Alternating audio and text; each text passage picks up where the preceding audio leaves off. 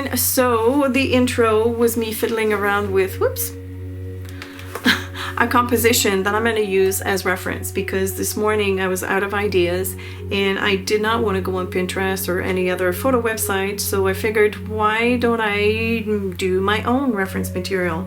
So I picked up a huge branch of leaves at a craft store in the States. It was one single branch and I took it all apart, and look at all the stuff that I have, and it was very inexpensive. The big branch was like $5 minus 40% coupon or something like that.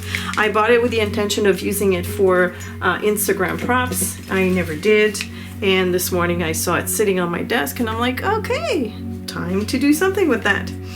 So I took a photo of a composition that I liked. I placed the objects the way I wanted them to, and I'm going to use this as reference.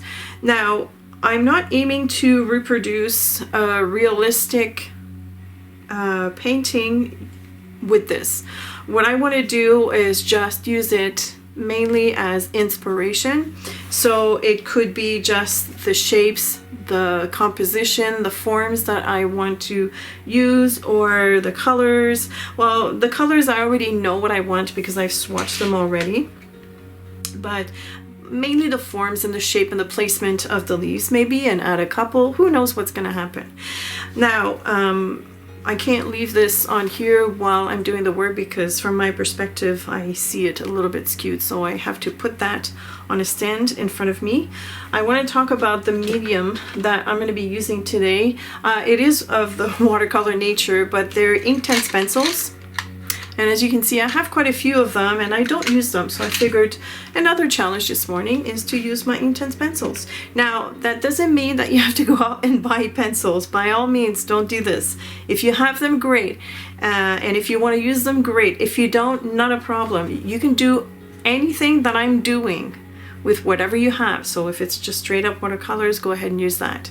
But for those that have them, here's my color palette that I've put together. So it ranges from teal blues, aquamarine kind of thing, greens, like olive greens, purples, violets, and a charcoal gray for my neutral color.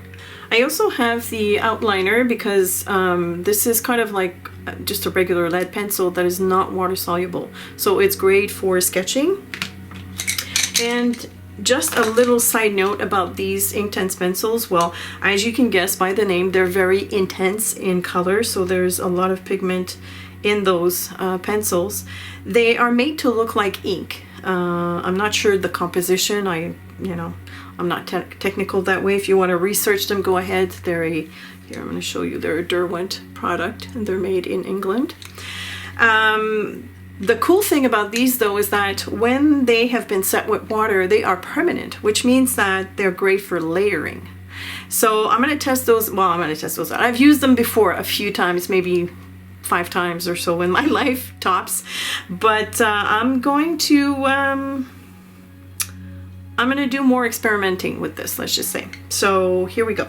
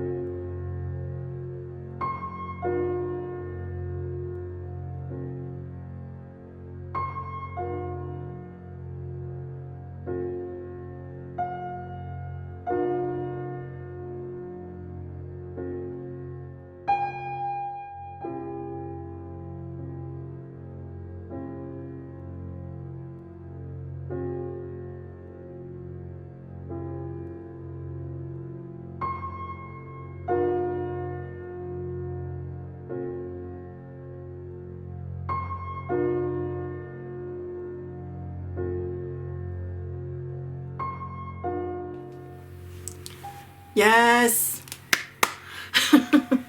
I'm so happy with this page. As you can see, I chose a totally different style than, you know, the realistic approach. I'd say it's more whimsical. Of course, I added the ribbon. I'm addicted, guys, to the ribbons. I think it just dresses up everything perfectly. I needed to attract the attention down here because all I could see were just 3 sticks, and it's kind of like not balanced. I need to speak in French for just a few moments, if you allow me. Béatrice, je sais que tu regardes mes vidéos et je sais que tu as demandé ce que balance voulait dire. Ça veut dire équilibre. Donc l'équilibre dans la composition. Alright, so I was just explaining what balance is in French.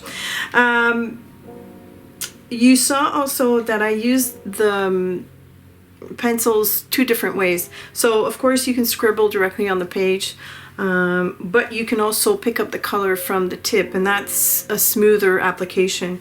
In this case, I wanted to have a little bit of texture, and let me just show you from up close. I'm going to zoom in instead of bringing the book to you.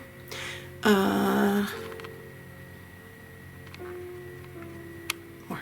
Alright, so if you see, let me grab that marker here. If you see here, I still have the lighter green and the darker one. I still have a little bit of texture. It's minimal, but it's there, and I wanted to see this. As opposed to the rest of the leaves, they're a little smoother, but they're not as bold, I find. So I like the combination of both of them together. I also like a little bit of doodling here and there. I chose to add lines to the light green leaves, and just 3 of those just straight up doodled lines. And then I wasn't going to do checkered or whatever, this kind of pattern for the ribbon. I was just going to do lines, but I thought it resembled too much what I have going on here. So by adding the squares, it made it a little bit more interesting. So that's my interpretation of the reference photo that I put together. This is a very fun exercise, and I encourage you to do that. We all have nature at our disposal. You can just like step outside your door and take a photo of a tree. Whether it has leaves or not, it doesn't matter. It's just something to get you going. In this case, I was fortunate enough to be able to do my own composition before I did the painting, and that kind of reduced the stress as well, because I had a starting point. I also like of the matter, but I also had a starting point of the composition. I knew where to place my stuff, and all I did was just follow the movement, because that's what I liked the most about these leaves. I'm not big on pointed leaves, but I like the movement of them, and so I tried to replicate this in the leaves that I added on my page. Alright, so put together your own reference material. It doesn't have to be a photo. You could just have like these loose leaves hanging around. I just think that a photo makes it easier because the composition is not going to move. So yeah, and it's great because, well, you'll never be accused of copyright infringement, which is something that I'm always afraid of. So I dare you, I challenge you to come up with something along the lines of what I did today, using your own reference material. Putting together your own reference material is also super fun. Grab maybe watercolor pencils if you have them. That's another challenge. Also tag me at Créations CeeCee if you want me to see the paintings that you did inspired by what I did. Yeah, that's a good way to close. Thanks so much for watching. Also, don't forget the supplies list will be down below. And thank you to my awesome patrons who allow me to do these videos. And I want to thank them for their extreme generosity and their comments, their understanding. That's awesome. Thank you also to those that comment in my videos here on YouTube. You are also super greatly appreciated. And I will see you tomorrow.